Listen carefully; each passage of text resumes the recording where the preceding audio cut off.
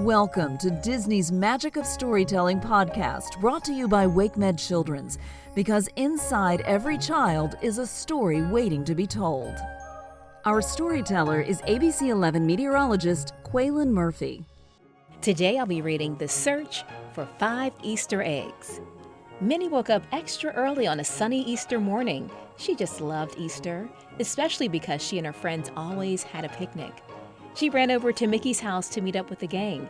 Mickey was decorating the living room, and Goofy was trying to convince Donald to put on bunny ears. Daisy was painting 5 Easter eggs, one for herself and each of her friends. "Come on, everyone, it's time to go outside and have our Easter picnic," Minnie cheered. As the group gathered their picnic supplies, Daisy put the basket of Easter eggs on the porch so she wouldn't forget it. But just then, Pete walked by looking for trouble. This looks like it could be fun, he thought, grabbing the basket. "Hey, Mickey, happy eggless Easter," Pete called out as he hopped away. Mickey and the gang rushed over to the window, but it was too late. Pete was already gone. "Oh no," Minnie cried, running outside. "Pete took our eggs." The rest of the gang rushed out after her. "Easter is ruined," Donald said. "Come on, gang, it'll be okay," Mickey said, trying to encourage his friends. "I'm sure there's something else we can do." His voice trailed off as something caught his eye. "Oh boy," Mickey said suddenly. He walked to a nearby tree and reached up to a low branch.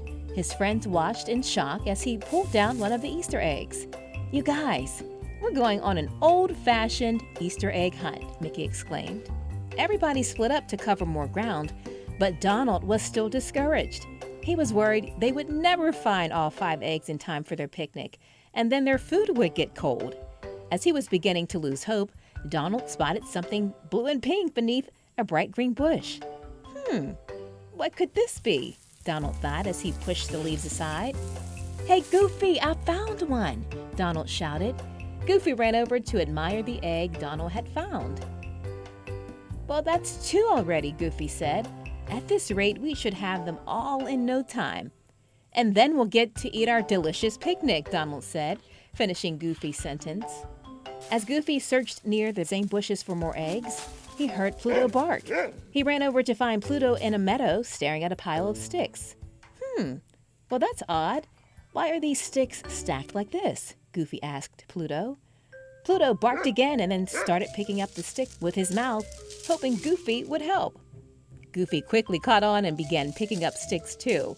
They soon discovered that Pluto had found not just 1, but 2 eggs. "Golly, get over here, guys," Goofy shouted. Mickey and Daisy ran into the meadow and cheered with Goofy and Pluto. "Only 1 more egg," Mickey announced. Minnie and Daisy knew the last egg would be especially well hidden. They headed toward the stream, the only place they hadn't checked yet. While Minnie lifted branches and looked under bushes, something caught Daisy's eye. She had found the final egg, but there was a problem. It was in the water. Minnie knew they didn't have long before the egg floated away, so they took off their shoes and jumped into the stream. Wading through the current, she caught the egg before it was swept out of reach. "Woohoo!" Daisy cheered from the shore. The cheering continued as Minnie appeared with the basket full of all 5 eggs. Daisy followed close behind with the basket containing their picnic. Easter was saved. "Happy Easter, everyone," Mickey said. "Even you, Pete, your little trick ended up making this Easter even more special." "Oh, great. That's exactly what I wanted," Pete responded with a huff. But Pete couldn't stay upset for too long. The gang shared their picnic with him, and the food was still warm and delicious.